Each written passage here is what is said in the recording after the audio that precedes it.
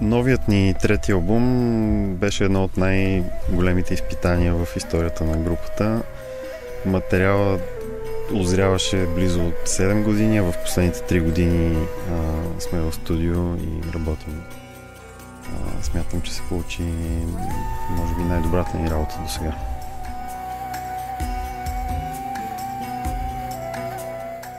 Едно пътуване към себе си, едно връщане към корените ни, към самите нас, към всичко това, което изгражда тъканта на хуманността у нас.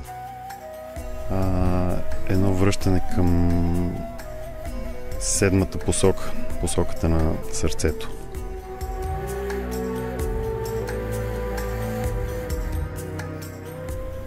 С излизането на новия ни албум тази пролет следва една доста интензивна година. Фестивала Transfiguration и нашия концерт там ще е така един крайъгълен камък в всичко това, което ни предстои в представянето на новия албум.